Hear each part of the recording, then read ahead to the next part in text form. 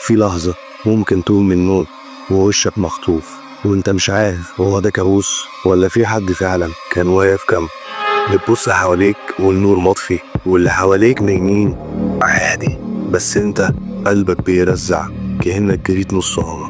وده بالظبط اللي حصل مع مريم لما اتفتح عليها باب الجحيم. جهز نفسك علشان تسمع حكايتها وتطلع على أسرار عالم خفي ما تعرفش عنه كتير. أنا محمد المصري وده برنامج بين الحق والناس.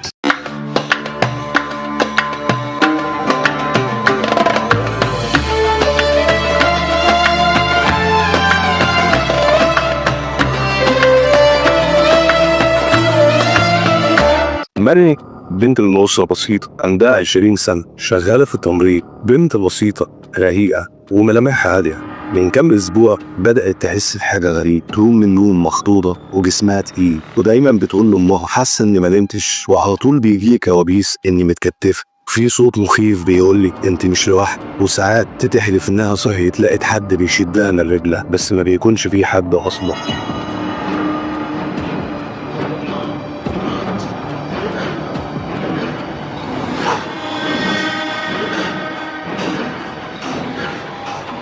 الأم قالت أكيد تعب الشغل والمعهد، نامي بدري شوية وانت هتبقي كويسة. بس لما مريم بدأت تتشنج وهي نايمة وقامت من النوم في نص الليل مفزوعة وبتصرخ، الدنيا اتقلبت في البيت. وساعتها بس حسوا إن في كارثة. راحوا بيها الدكتور واثنين وثلاثة، كلهم قالوا البنت سليم، مفيش حاجة عضوية، رسم المخ تمام، تحاليل نظيفة، والنبض زي الساعة. بس هي كانت بتتعب كل يوم أكتر من اليوم اللي قبل. بتنام وهي خايفة ما تقومش، ولو نامت بتقوم مفزوعة، وأمها مخضوضة وقلقانة عليها ومش عارفة تعمل إيه.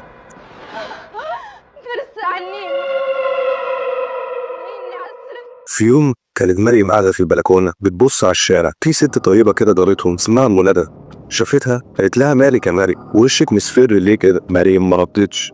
أمها دخلت البلكونة وقالت لها دي بقالها كذا يوم مش طبيعي، بتصحى تصرخ وبتشتكي من كوابيس إن في حد بيلمسها. أم ندى بعد ما سمعت الكلام قالت لها لا استنى أنا جايلك نتكلم. راحت لها وقالت لها بصي يا بنتي، اللي بيحصل معاكي ده مش طبيعي، دي إيه أو معمول لك عمل. أنا أعرف شيخ اسمه أبو اليسر، راجل مبروك وبيعالج ويفك السحر بالقرآن، الناس كلها عارفاه وبكيه من آخر الدنيا. طبعا الأم كانت مترددة، بس لما تبقي شايفة بنتك بتكح دم وبتنهار كل يوم أكتر من اليوم اللي قبله، ساعتها ما بتبقيش بتفكري بالمنطق وبتدوري على أي حل أو خيط تمسكي فيه. أمها بعد ما سمعت كلام أم ندى قعدت تفكر في الكلام لأنها ما كانتش مقتنعة بيها في المية. راحت حكت وجابت سيرة الشيخ لأبو مريم وقالت له احنا جربنا كل حاجة وما عندناش حلول تانية، وده وعالج بالقرآن، ولو ما نفعش هنكون جربنا وخلاص. الأب قال خلاص نروح له أمرنا لله. بيت الشيخ أبو اليسر كان جوه شقة ضلمة مليانة دخان خطيط وسجادة في النص بختر، وعلى الجنب في زي أوضة مقفولة بستارة غامقة وتقيلة، وهو راجل دهنه بيضة لابس جلابية وسمحة كبيرة على رقبته غير السمحة اللي فيه، بس عينه ما كانتش تطمن.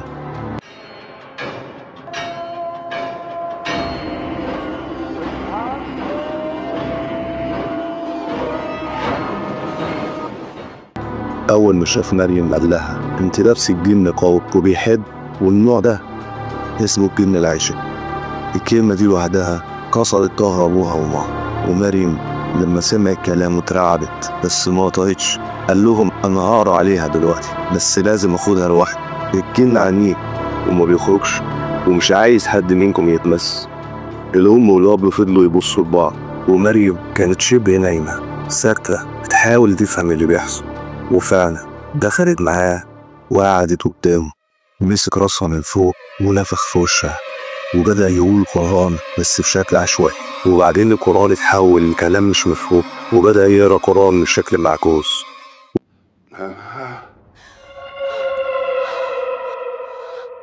ومريم جسمها اتنفض وقلبها بيدوق بسرعة، وبقت تحس إن المكان مليان حاجات هي مش شايفاها، وجسمها بيترعش بقوة وبقت تتعذب وما بقتش قادرة تقاوم، فصرخت وأغمى عليها. أبوها وأمها جريوا بسرعة على صوت صاخ ودخلوا الأوضة، لقوها واقعة ومغمى عليها،